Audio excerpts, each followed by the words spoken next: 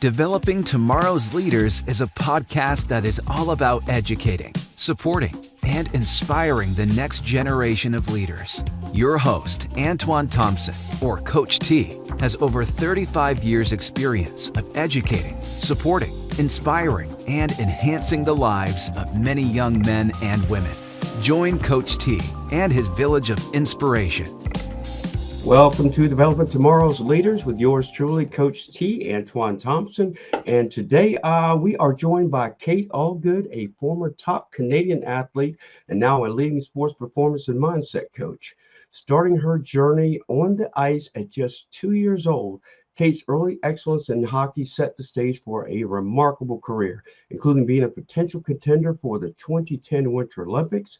Now, with over 14 years of experience and 2 master's degrees in psychology, she works with elite athletes across Major League Baseball, the NFL, NHL, UFC, and more through her company, Quantum Performance Incorporated. Kate combines evidence-based techniques and personalized strategies to help high performers unlock their full potential. So let's dive into Kate's incredible insights on resilience, mindset, and pushing boundaries. And before we do that, let's welcome Kate Allgood to Developing Tomorrow's Leaders. How are you, Kate? I'm doing fantastic. How are you? Oh, I'm stupendously marvelous, as I always am. You're reading your bio. I knew I was going to start with this, so I was putting this all together. How the heck did you get on the ice at 2 years old? This is what baffled me to this whole thing.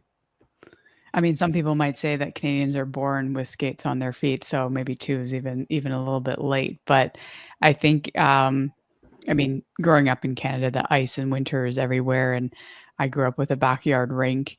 And when you're young, you're not really on, normal skates at that age. You're on what's called cheese cutters, because they basically strap to your boot, and it's like 4 blades, so they're parallel. So you're really just kind of walking on ice on these kind of skates, as I will put them. So that's how you get on them so young, where you're not actually really on a single blade, having to learn how to stride and, do everything that you usually do on skates. So that's how you get on them so young in Canada. Yeah. Okay. So now we're gonna stick with this because there's a couple of questions I wanted to ask you about hockey. Because I'm a diehard City of Pittsburgh fan. I love the Steelers. They're my favorite football team. I love the Pirates, the 79 Pirates. I mean, they haven't been good for a while, but also the Penguins. It's the City of Champions, they call it. But I know the major hockey players that played with Sidney Crosby and it was Jaromir Jagr. But here's my question: what is the hardest skill for people to learn in hockey to be not the best, but just to be competitive? That's a really great question. I think it really does depend on the person, because I think we all have skills that we're a little bit better at. And obviously then the complexity comes if you're wanting to get to a high enough level, is how do you, elevate those other areas. So for myself, for example, the stick handling was kind of, I don't want to say easy, but it came a little bit more naturally, or just it was smoother for me to develop that part of my game, whereas the skating took a tremendous amount of work for me, which is, skating's obviously pretty important in hockey. Yeah. So having really great technique, so you're really using your full stride and your edges. And I did a lot of power skating when I was a kid. So I actually had a figure skating coach who coached me in power skating, which was pretty normal back when I was playing hockey, where you do that because figure skaters are so great on their edges and really using that. So I had someone who really helped me for many, many years with that. And my shot, to be honest, was not really great. It still isn't. People laugh still when I shoot the puck and somehow it goes in. So I think for me, those were the hardest, especially the skating. Whereas, take someone like my brother, who skating was just, he's a beautiful skater, and where that came from differently than me, because we grew up kind of the same. He has this beautiful stride. We always thought he could go be a speed skater because he had such a great skating ability. Whereas, he probably doesn't have the hands that I do. So, and that would have been the more difficult thing for him. So I think it really depends on the person.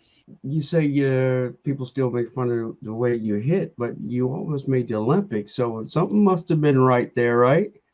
Yeah, no, absolutely. Something obviously was very, very good. I found ways to still put the puck in the net. My backhand was very, very good, and the backhand, even I don't know where it's going, so the goalie really doesn't know where it's going, so it has an advantage to that. But yeah, I just definitely didn't, get there and get to such a high level based off of my shot, but I was very good in close to the net, and finding other ways to score. I was more kind of maybe, deking and making great assists, but yeah, it definitely wasn't based off of my hardest shot or anything like that. Yeah, and this is one reason I'm looking forward to this conversation with you, Kate, because I see a correlation, a lot of correlations across sports, and obviously you work with a lot of athletes across different sports. And I'll be using my area of expertise, which is basketball, and you just made a great reference there. Is some of the best players are not all scorers. Some like Dennis Rodman's great rebounder. That was his strong suit, and then you have players that are great assist players, but they aren't scorers, and everybody brings something unique to their sport, and I'm sure hockey is no different. Exactly, and that but is what makes great athletes is knowing their role, knowing what their strengths are, knowing where they can fit into the puzzle, right? It is a puzzle, and you need every piece to that puzzle for a great team in a team event, or a team sport. But yeah, you have to know what you're good at and really lean into that. And I think that's what makes great athletes. Yeah. So when it's going to lead to ask you, what got you into wanting to help other athletes, especially professional athletes, improve not only their mindset but also their physical attributes as well? I think it was pretty natural for me. I love sports, and I always have. So even when I was thinking about what would my career would be when I was younger, the world of sports was definitely an obvious choice for me. And I did start with athletes on the physical side and working on biomechanics. But I think, taking psychology in my undergrad and really kind of gaining a passion for the mind and understanding that. And then when I came out and in the real world and was working with athletes, I think I really saw how important it was and what really separated athletes. And, from my own personal experience as an athlete, I realized how important it was and in reflection when I was kind of thinking through my career when I was done. And so I think it was just a natural merger of two things that I'm very passionate about and also very good at. I think helping people with their mindset just suits my personality. I'm more the observer, I always have been. So sitting there and listening to someone makes more sense to me than kind of being that, if you think of most strength and conditioning coaches, they're a little bit more vocal and that, motivating in that way. And that's just never has been me. So I don't think that would have really, fit for me. No, yeah, you and I are both alike, and that's exactly how I've always coached. Is it's not the yelling, screaming, and a lot of what I'm hearing from you too is about connection. When you connect with players, I'm sure every athlete you work with learns differently, trains differently, and comprehends direction differently, and understanding where they're trying to get to. But you understand a better way for them to get there that they didn't otherwise know. They put too much emphasis on sometimes the physical when we know that a big part of it is, it's up here. We always hear it's 90% mental, 10% physical, but nobody ever approaches it that way. We all talk about it, but you're in a position where you teach people how to do that. Would that be a good assessment? No, I think that's a great assessment and a great description. And I'm glad you mentioned that everyone talks about it, but very few follow through with it. I think that's a huge thing. People do talk a lot about how powerful the mind is and how important it is to train it from coaches, parents, athletes themselves, but the ability to actually follow through with it, have a framework, have a blueprint to follow to help them do so. One is not always there. And two, people don't necessarily then follow through with it. They kind of think, well, I know it's important, so then I must have taken care of it, even though you got to actually do it. Yeah, I mean, I look at when a lot of people talk a lot about Michael Jordan's career. They talk about how competitive he was, but when they really break it down and really start talking about him, they talk about his mindset of how he played. All of these stories they talk about where people challenged him, and it wasn't like he goes, "Oh, I'm going to get you." It's like a switch went off up here, said, "Hey, you know what? I'm going to lock in. I'm going to get myself set mentally prepared to compete at this level." For instance, there was one recently where it was an exhibition game, and one of his opponents was talking a bunch of crap. He goes, "Hey, you're not going to do all this stuff, whatever." And Michael tells one of his teammates when he goes by, he goes, "Hey, by the way, let him know I'm going to put 40 on him tonight." And Michael put 44 on him. And it was just an example of he turns the switch. And it's understanding what your I always used to tell kids it's not what you're capable of, it's what you're willing to do to reach the goal that you want. Yeah, no, I think that's huge because I think what you're capable of doing and actually meeting that capacity for yourself are two different things. And there's a lot of great athletes and young athletes out there who have a great capacity for things, but that ability and that will, that desire, that work ethic, whatever it may be, that's going to bridge that gap between where you are and where you're capable of being. That's what makes the difference. And that's something you said, Michael Jordan, Kobe Bryant, Wayne Gretzky in my world, right? These greats, that's what they have. Tom Brady, Drew Brees in the football world. That's the difference. And I think through that, they never lost sight of the fundamentals. They were always trying to improve, always trying to refine themselves, and never, thinking that any detail or any step was too small for them to still focus on. And I think that's a huge part to their success. Yeah. So talking about quantum performance, because one of the things that I definitely wanted to find out from you is how you were able to not only attract but get to work with these top tier athletes in different sports and understanding mindset and approach, not just to physical but also to mental aspects of getting prepared to compete, and maintain that high level of competitiveness, not just for a particular competition. I think that that's really important for people to understand that you may have a certain area of, like for me, I'm a basketball coach, a trainer, and and all that stuff. That's my area of expertise. I would never try to go out and try to teach a baseball player or a football player, only because that's just my niche. But for you, what really spawned you to want to do that, and how you do? So kind of working with all the different athletes in different Yes, sports, I think yes. one is the commonality between all, high level athletes, professional athletes, Olympic level athletes. There's a common understanding, and so that's something that helps me. It always has helped me connect with that level of athlete because I've been there. I know, and even if it's a different sport, the context is slightly different. There's little nuances that are different. There's this underlining understanding that we all have for one another, and what we're going through is there's a lot of similarities there. And so I think that's what's always allowed me to connect and want to work with those athletes because I truly do understand. And then even for the younger athletes, but the high level athletes to the different sports, I think that's been fun for me to learn different sports and the nuances and to help somebody because there are, obviously some difference in terms of context and nuances to every sport that you have to take in, and especially when I was early in my career, you have to learn some of that. But when you break it all down, it's all the same when it comes to training your mind. There's a huge amount of similarity to what we're looking at, whether it's overthinking, underperforming, not being consistent in your performance, not having confidence, right? These are all things that athletes in every different sport face. So I'm able to obviously approach, every athlete at different sports from that common element, which is, training your mind and those things that you go through.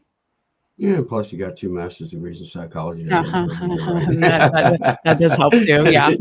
No, it Yeah. does help absolutely. But I know, and I would have been the same way. Athletes like to work with people who've been in their shoes, so that does help a big part as well. Oh, sure. I'm sure it does. So, well, let's shift to some of the tools that you use with your athletes, and from a mindset standpoint, to achieve the high level of performance that they want. Yeah, the one of the biggest things is understanding that, and I tell this to all my athletes, is it's not complex. It's very, in one sense, simple. They're simple tools, simple techniques. Not even complexity. The hard part is implementing them consistently, implementing them when your emotions want to take you in a different direction in a moment, and you're feeling that pressure. So, everything from self-talk to imagery to self-reflection, meditation, gratitude, building confidence through mental preparation, small wins, having really great pre-performance routines to make sure they're getting themselves to the right place for both focus and confidence heading into a game or even into a practice, and just really helping them. Ultimately, I'm helping them to be present and to be fully in a moment. And every tool is basically helping me guide them to that point. And so what tool they may need or the approach they may need is obviously going to slightly vary based off of them, based off of the sport that they play, what's available. But that ultimately is what we're trying to get somebody to, which is everyone wants to get into that flow state, or being so immersed and fully present where the mind kind of is able to take a back seat, and there's no self-criticism, there's no judgment, there's no thinking about 5 seconds ago, 5 minutes from now. You're just fully in that moment, and you're flowing, and that's ultimately what I'm trying to help everybody do. Great tips. And the reason I wanted to start with that is because it also correlates with amateur. When I say amateur, I'm talking middle school and high school and even collegiate level, where I think a lot of young athletes, as well as parents and even coaches, and I'm speaking from experience as well, they've lost sight of this aspect of preparedness, and they focus so much on the competition. And all the things you just mentioned are things that I think they leave out of the equation. Do you feel as though that's negatively impacting up and coming potential professional athletes? Um, yeah, I think in terms of, at least from where I'm coming from, right, mental preparation is just, I don't think, thought of. I think there's a lot of physical preparation that gets thrown in there, and I think professional athletes are, for the most part, very physically prepared. From all the ones that I've worked with, I know what their training looks like. I know what they go through. So I don't think they're not physically prepared. I think, there's obviously sometimes they may realize they needed to be a little bit more conditioned in a season, or, there's always fine tunes going on, even with the physical side. But I think the preparation, for the most part, from my experience, has been there. But I think the mental preparation, and what does that look like? What does that mean? The consistency of it, that part, I think, is missing for them. I just wanted to bring that up on because, obviously this is really focused on, the understanding that you working with kids, adults and professional athletes, it does also play a big part in the up and coming for the younger um, athletes to understand, it's not just about what you can do on the field, on the court, or in your area of expertise from a physical standpoint. And everybody wants to just, if you ever go to social media, everybody just shows their highlights of their physical attributes and all the success they have. But there's so much more that goes behind the scenes, and a lot of what you're talking about, I totally understand, and it does hit home with me because it's a big part of how I work with young people. The same way, it's not about what you can physically do; it's about how you're mentally preparing yourself to compete. How are you mentally preparing yourself to affect other aspects of your life and not just the athletic part of it? And that was just the follow-up question I was going to ask you about when it comes to the mindset part. Do you focus or do you make reference to the non-athletic components of mindset with your athletes as well, or do you just focus on what their particular sport is? For the most part, it's definitely the sport, but definitely with my younger athletes, because I work with high school athletes and college athletes, even, grade 7, 8 athletes. I think it's important for them to understand that the skills they're learning through this and through their sport and through our work do extend beyond their sport. And I think, it's a big reason why people do work with me, and parents want their kids to work with someone like me, because they understand that this is going to help them far beyond their athletic journey. And that, I think, is most important. I think it's important for athletes to understand that too, because it's going to help them to see the bigger picture of their athletic journey, and help them when their time comes, when it's time to transition. So I think, yeah, these qualities are important. So if a young athlete obviously is in school and we're talking about, I don't know, breathing techniques to deal with a little bit of maybe feeling pressure or stress, right? That can be used for pre-test, pre-exam, right? Something like that. So yeah, they definitely are transferable skills, and that can sometimes get brought up if they're dealing with something, from a performance perspective in another area of life. Yeah, so I'll even put in more layman's terms because I'll say it, I don't care. I would do it like this.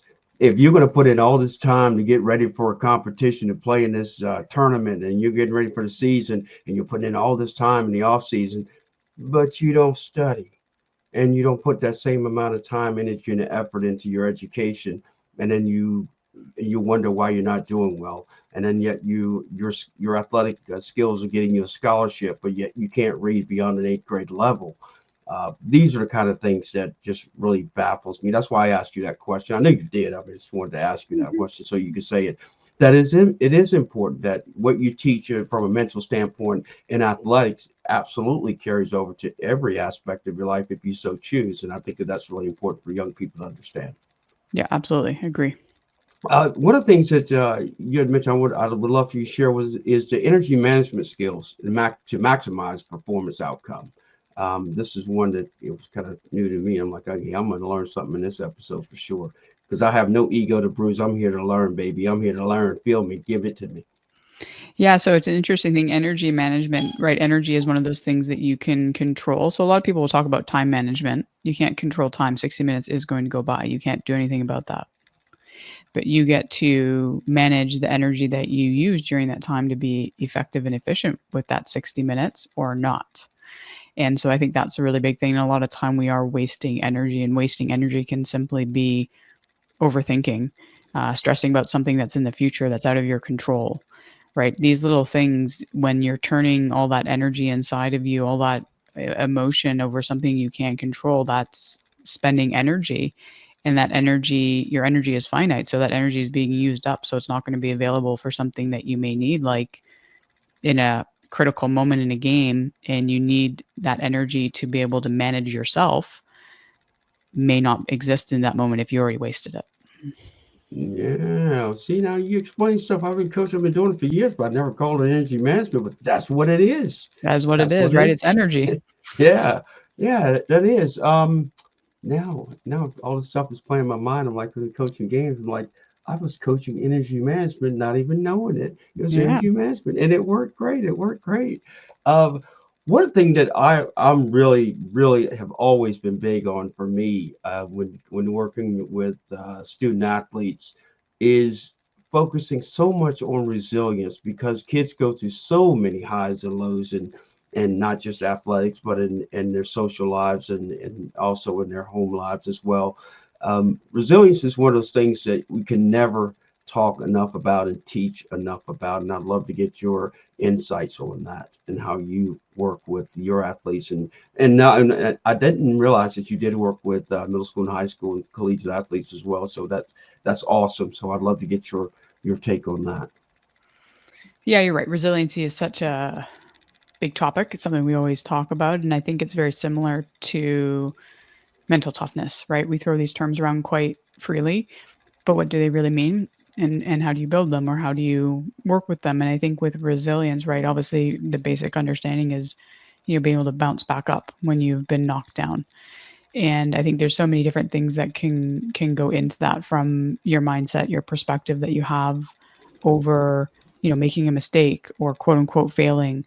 If you have a certain mindset where you understand every opportunity is an opportunity to learn and grow and to get better, right? You view those moments differently, which will help you be more resilient and to bounce back from them, versus if you see them as, um, really truly a failure, you take them too close to heart, and you kind of really get knocked down and you're not able to get yourself back up. Obviously, confidence is a huge part to resilience because you got to be confident in yourself. And I tell my athletes, right, if you look at confidence, it's really about your ability to know that you and to really trust yourself to be able to handle the unknown, because you're going to step into a game. It's unknown how that is going to flow, how it's going to go. Are you going to get the goals or the assists or whatever it is that you're looking to get? You don't know what the challenges or the obstacles are going to be and be presented to you during that time period, but do you trust yourself to handle them, to figure them out? If you do, you're probably going to maneuver through them in a different way than if you don't. And I think that's also a really big thing. So I think those are two really big things that I talk to my, clients about. And I think also being, in the present moment. When you're in a moment, you're just stepping from moment to moment, so you're not thinking too deeply about something that maybe just happened. So you're almost able to bounce back because you don't even need to bounce back. You're just in the next moment and continually moving forward. And when you're in the moment, you're dealing with what is, and then it's not overwhelming. Yeah, no, I love that. And I asked that, and you mentioned confidence because I was going to ask you about that too. And actually, I would love for us to go back and forth because there's a story I want to share with you. I think that you will appreciate based on what you just shared. But I did want to ask you if you could share with us a couple of success stories that you've had that have stood out to you based on your experience as a performance coach? That's a good question. It's so hard now. Now it's almost 15 years, right? There's like a lot of stories, a lot of people I've interacted with over that time period. Okay, so there's probably maybe three or four here, so I'll kind of go through them. I think one, and I was just telling somebody about this the other day, is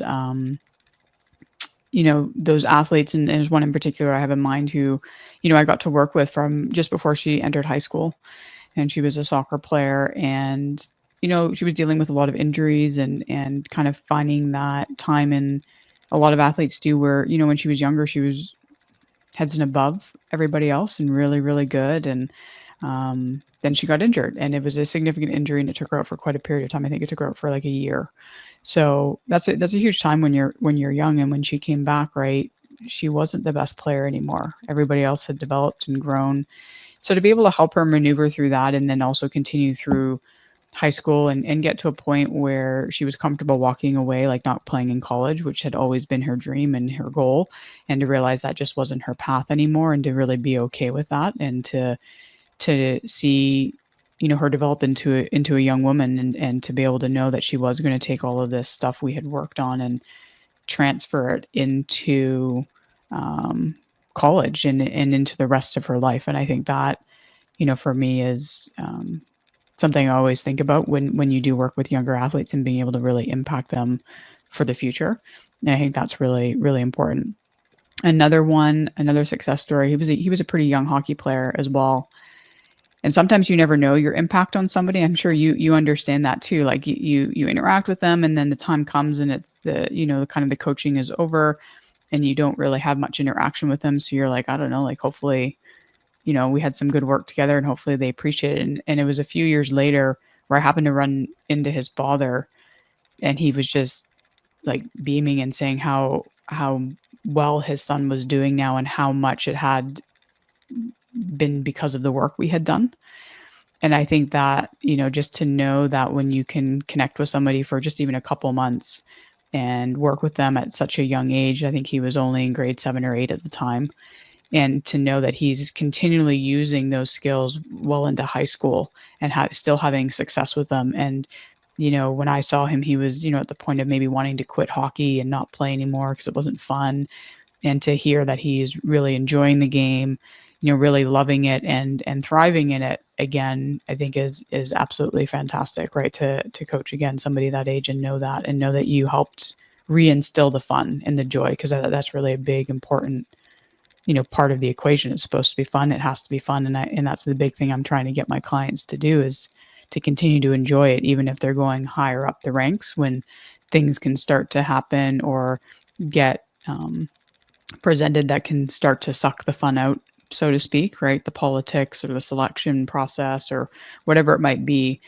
So to hear that. And then, I've, again, going back to my work with professional athletes, I got to work with a professional hockey team for 4 years. And, it to be able to connect with those guys, and to, see some of them have some barriers, right? When I first walk in, I don't want to talk to you, and I'm going to keep my distance. I'm going to walk the long way, and to, by the end of it, have them come up to me and ask me and want my opinion on things, and to still hear from them after my work with them, after my time with the team, and after they've retired or whatever it might be, to have them tell me how impactful, my work with them had been and continues to be. I think that's, again, also those are great success stories. No, those are great. I love those. Love those. Uh, the one you talked about, when you only work with somebody for a couple months and you make such an impact on them that they remember that and reach back out to you. And for me, those mean more than anything athletic related, because it's about a personal connection, and it's not about that sport or whatever. But to your point, you don't realize how much of an impact that you have, the impact that coaches have, and what they can do to help athletes be successful beyond just the field or the court or their area, their sport of choice. But the one about the young lady that got injured, that to me is the big one, because to have to give up a dream and understand that it's something that you can't follow through with it and be good with it, you have to have somebody to help you, to coach you along, to make you understand that it's okay and that there's something bigger and better for you out there, because one door closes, another one opens. And I'm assuming that's probably part of what you share with her as well. Yeah, no, absolutely. I think that's a big thing, as you said, to be able for any athlete to get to a place where they have to walk away or make the decision. She didn't really necessarily have to, because she did come back and she played, but it was just different for her, and she realized that there was more to life and there were other things that she actually ended up wanting to do. And it has, I've worked with a number of athletes where they've come to the end of their high school career, and at the beginning they thought college, get a scholarship, that's the dream. And then to get to their senior year and to start to actually pick up their head and look at it and be like, actually, I don't think I want that.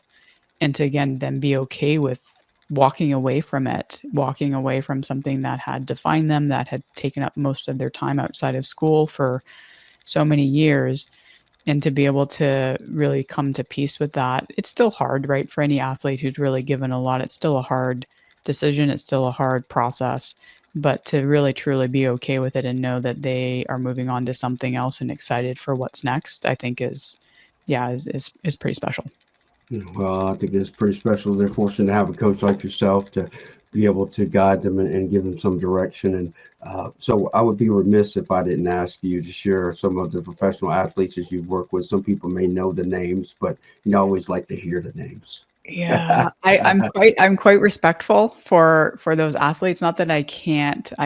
Yeah, I'm just respectful for them I and can the work respect that that. we do. Yeah, so I Yeah. don't usually like name drop. If you read, my books, there are some names in there, so then you can, I guess, get those names. But Now, yeah, I did you don't usually guys like to catch name. that? She was willing to share that, but you got to buy her book to get it. I like that. That's good Yeah. marketing right there, Kate. Yeah. That's good. I like that. I like that. You're a smart coach. I like it. I like it.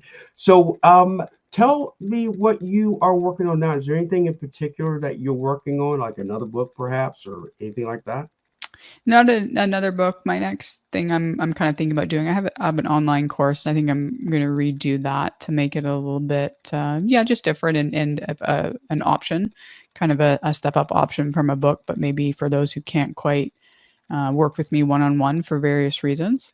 I do work with people remotely for anybody who is interested, but that's kind of the next thing, and almost kind of putting together as best as possible, like I'm there and teaching somebody without being there one on one. So I think that's most likely the next thing I'm going to kind of look to do.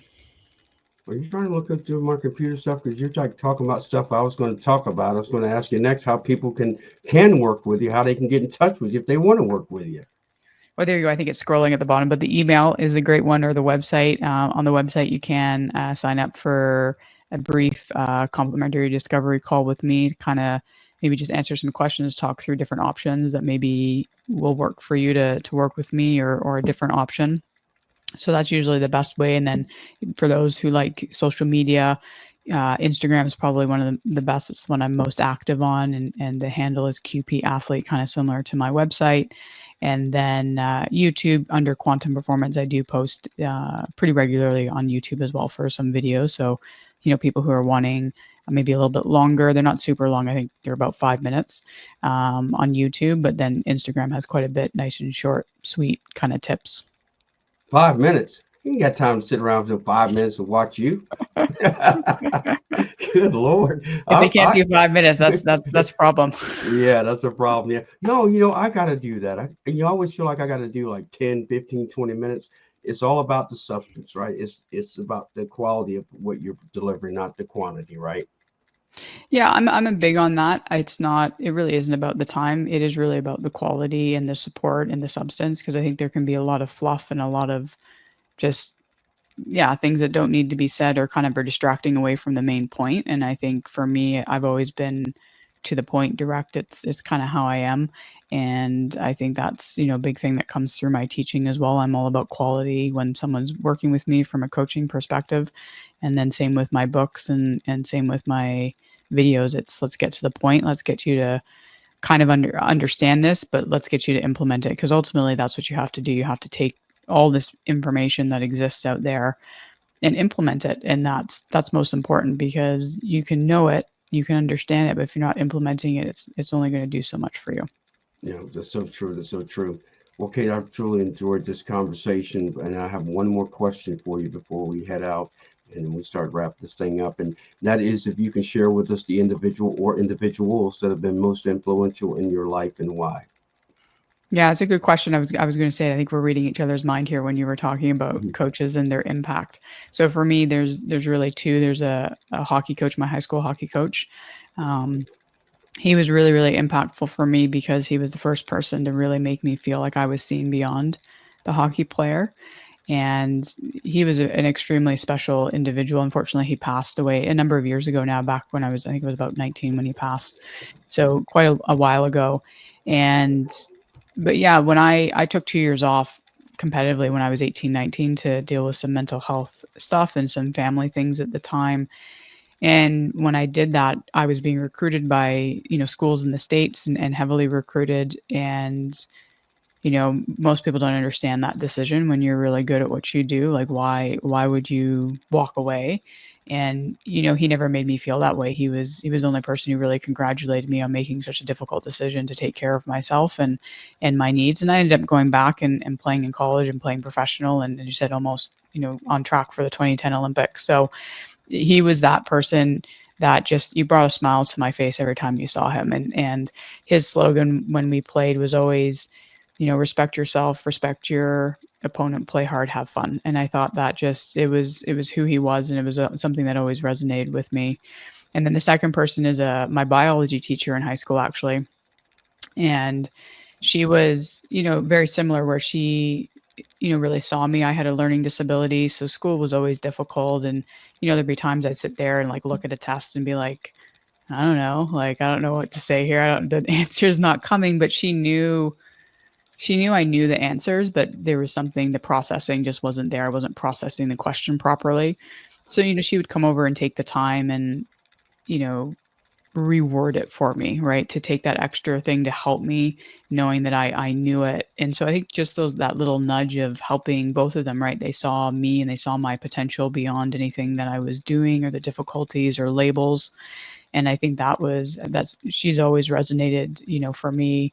And has had a major, major impact. Those two people. Yeah, both of them were just, I can't speak highly enough of them. They really shaped me. And I think, maybe in some way, shape, or form influence what I do now, because realizing what people like that can do for somebody, and the long lasting impact it has, I think, maybe potentially directed me into this line of work. Oh, I think it definitely did. I mean, just listen to when you have a coach. I mean, we both know the impact coaches have, and you just described the importance of that. And it's obvious that your hockey coach had a big influence. I don't think you'd be doing what you're doing now if it weren't for him. Obviously, I mean, if you think about the passion, just the way you described him, yeah, he's a man of compassion, Mhm. empathy, and understanding. So that's what I gather from that description of you sharing Yep. that, and definitely somebody that a lot of athletes would love to play for if they understood what they could get out of it, and I think that's important. Um, but a biology teacher, Jiminy Cricket, you kidding me? Yeah. Jeez, Yeah. wow, Yeah. that's crazy. Yeah, she was a fantastic. She actually still there. She's still at the school. Really? Yeah, I haven't gone by in a very long time because obviously I don't live in Toronto anymore. But anytime I do, she's definitely one of the people I still go see. And it's one of those things, right? You think people are so old, but I realize now when I was in high school, and she was fairly young when she was teaching me, right? Because she's still there and still teaching and everything. And this is now, like, I'm over 25 years post graduating from high school, so it's Yeah. been a long time. I'm long past that. Jiminy Cricket, Or almost doubled 25 or me. 20, maybe more, Yeah. just over 20. I might have aged myself a little bit when I Yeah, don't graduate. don't ever Yeah, don't age overage myself. yourself. Yeah, Yeah, yeah, it's just over 20. Let's put it more yeah, closer to that. Yeah. yeah. A Don't few overage years over yourself, or 20. you'll Yeah. regret it. Yeah. So listen, Kate, I'm gonna do this little promo here for my other podcast. While I do that, I want you to think about some final words that you would like to share for these athletes out there, and some words of encouragement, and for them as well as for parents as well, and other coaches out there too, based on your experience. But I'm gonna share that I also co-host a second podcast called Teen Speak. Empowering Today's Youth is a podcast for teens, about teens, and starring teens. And I do that with my fellow youth leadership and empowerment coach, Keith Senzer, who is based in New York. And we actually interview these kids, and they actually reach out to us and talk about challenges that they've had to endure, but more importantly, the strategies that they've implemented to overcome those strategies. So if you know someone that would like to be a guest of Teen Speak, Keith and I both have forms on our website. His is shiftyourpower.com and mine is coachtcorner.com. Fill out that form. We'd love to have you on, and you can be a superstar. Let us sit back, and then when you get rich and famous, we only take 95% of what you make. That's the way Keith and I work it out. It all works out for us. So having said all that good stuff, we come back to Kate. Kate, how are you going to close us out with these words of encouragement? They're going to give everybody goosebumps. Yeah, yes, yeah. See all the pressure. No, I think what comes to mind is always control what you can control. Focus on that, and I think that takes you far. And those things are focusing on your effort, your attitude, your actions you can control, and your thoughts, and then also trying to be as present as you possibly can be. When you focus on those, I guess 4 things or 5 things, it's going to take you very, very far. I could not agree with you any more than that. And again, I really appreciate you taking time. I know our time zones are different. You're in California, I'm on the East Coast, but really appreciate it, Kate, and wish you all nothing but continued success. And I'm hopeful we'll stay connected. And if there's ever anything I can do for you, please don't hesitate to reach out. When I age out and need somebody to take over for me to coach it, I may send them your way, because you say you are a virtual coach too, right? I am, yes. See, I like to pass them on to good people. I'm just not going to drop them, right? That's right. That'd be crazy. That'd be crazy. Yeah. Just tell them to call Kate, right?